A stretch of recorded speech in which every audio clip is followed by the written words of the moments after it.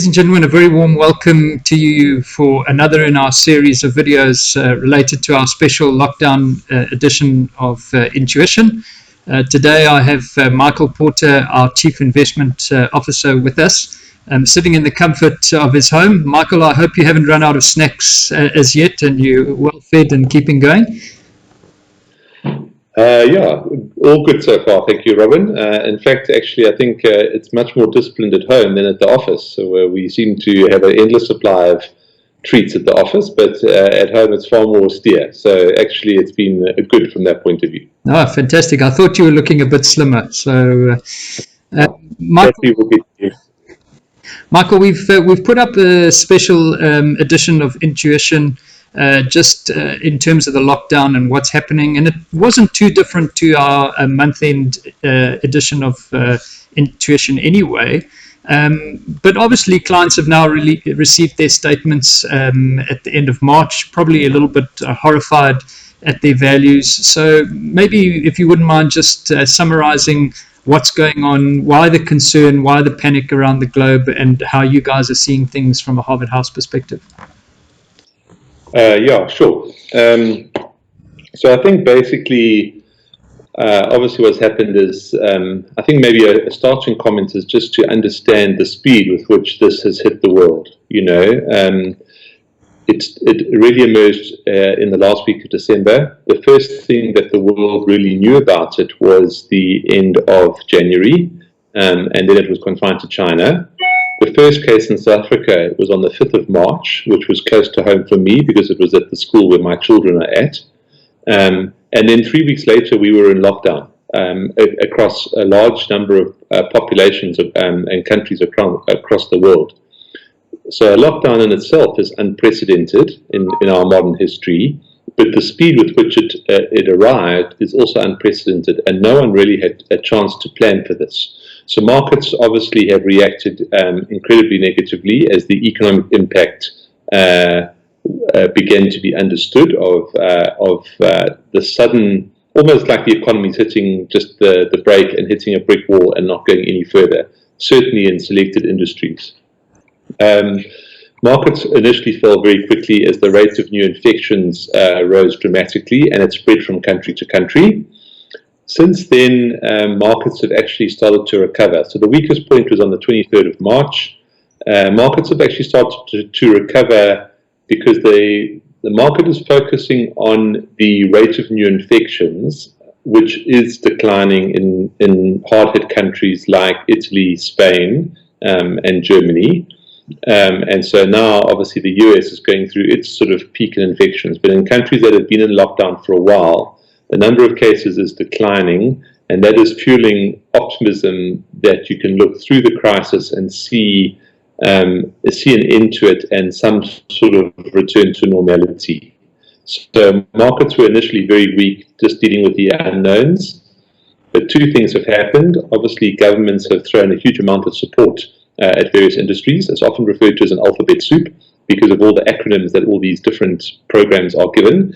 But suffice it to say that there's been a huge amount of government support across industries, mainly to ensure that there's liquidity and money flowing around the system, and that the banks can still lend, that companies can still borrow, that cash flow is moving so that the whole thing doesn't jam up like a rusty gearbox and just collapse. And then secondly, the rate of new infections. And it appears at this stage that there's evidence that the lockdowns are working, and that in turn drives hope that this won't be too prolonged. So, Michael, are we sort of looking pretty much like a global financial crisis where it's a V-shaped recovery, or do we think that there's more to come in terms of the economic damage? We've never had lockdowns before. We've never had businesses being unable to trade for 21 days. Is it all over that quickly, or is there going to be a little bit of a tail with this in terms of markets? Yeah, I think that's a very good question, and that's probably the million-dollar question that no one really knows the answer to. In our opinion, well, what we did highlight in our special issue of Intuition is just the scale of the damage to GDP. So if you have that publication in front of you or reference to it, you go and look at the table where we just highlight some of the negative moves in GDP. So generally, for quarter two and quarter one of this year, GDP is projected to fall anywhere between 20 and 50% quarter on quarter. Now, that is a move that's unprecedented in our living memory. Equally, there's an equally fast rebound in quarter three and quarter four, providing this is relatively short-lived. But the danger is that the rebound is delayed, depending on how long the lockdowns last for. So, in terms of a V-shaped, I think there's a chance that it's a V-shaped recovery. Certainly, the markets over the last 10 days have been sort of suggesting that maybe it'll be relatively short and sharp. I think Harvard House our consensus opinion is that it's more likely going to be a slightly more U-shaped recovery, because the economic damage that is being done at the moment will not just disappear. You can't just assume that things will go back to normal as soon as the lockdown is over. There has been damage done. People haven't been paid. There are some businesses that will close, that will never reopen. And so it will take time for the economic momentum to gather itself. And I'm not just talking about South Africa, I'm talking around the globe as well. Okay, so one of the things that we've seen coming out, certainly the UK banking regulator has instructed their banks not to pay dividends, and we've seen some of the local property stocks kick their dividends down the road. Now, as Harvard House, we've always championed the idea of dividends, and we've said, as many of our clients do, live on dividends. So how do we play this in terms of the dividend story? Is our dividend story dead, or how are you guys seeing it from that perspective? Yeah, I think I just want to refer back to in my initial comment is the speed with which this crisis has hit. You know, it really came out of nowhere, and in South Africa, it's gone from being something that's happening somewhere else to a complete lockdown in 3 weeks, which is unprecedented. So you can't assume that companies would have planned for it, and that companies would have put extra money aside for a rainy day. And it is not as if we were coming off a strong economy in the first place. Obviously, we were already limping along before the COVID crisis hit. So the natural thing for companies to do is to try and shore up cash, protect their balance sheet, and make sure that they can survive for as long as possible. And the easiest thing to do is to not pay dividends and to keep that cash in the company. So I think so obviously industrial companies, that really is on a case-by-case basis whether they would cut or postpone dividends, and it really depends on the individual circumstances. The banking sector in this country has been advised by the Prudential Authority, which is the regulator, part of the Reserve Bank, that they should forego their dividends for the rest of 2020. Now, the Prudential Authority has been quite clear that dividends already declared for 2019 and due to be paid now in April will go ahead. They should go ahead, but dividends still yet to be declared should be delayed until 2021. And I think it is only a guideline, it's not the law, so banks don't have to follow it, but it's very much a moral issue if you're going to go against what your regulator is asking you to do to ensure the health of the banking sector. So we must expect that banks are not going to pay dividends. On property companies as well, there's been a lot of talk and a lot of news flow about retailers not paying their rent. We question some of the legalities around that, but that's a separate issue. Companies are going to be under pressure not to pay dividends, firstly to shore up their balance sheets, and obviously to ensure that they don't need to have a rights issue. So we are anticipating across the board that dividends might fall 50 to 75% over the rest of this year relative to last year. That is a significant drop. Now, for those clients who are relying on income, that is obviously extremely concerning. We have taken action to raise cash in those portfolios to ensure that we have sufficient cash to pay clients an income for the next 12 to 18 months. This income, so we will have received some income for the last couple of months, but future income may well, to some extent, be paid out of capital. There is no choice. There's no alternative. But what we have done is hopefully have sufficient cash buffer to ensure that even if things do get worse from here, that we don't have to sell any shares at a ridiculous price to pay people's income. That we can see this crisis out into when things start recovering. So, Michael, have you sort of sold across the board or sold selective holdings in order to raise that cash? How have you chosen where that cash will be raised from? No, we haven't sold across the board. We have a policy at Harvard House of not being too overweight any one particular share. We have a soft limit of 10% in portfolios, but it probably should be a little bit lower than that. And there are a few instances where shares are overweight in a portfolio because they have performed well. So not all shares have been equally hard hit by this crisis.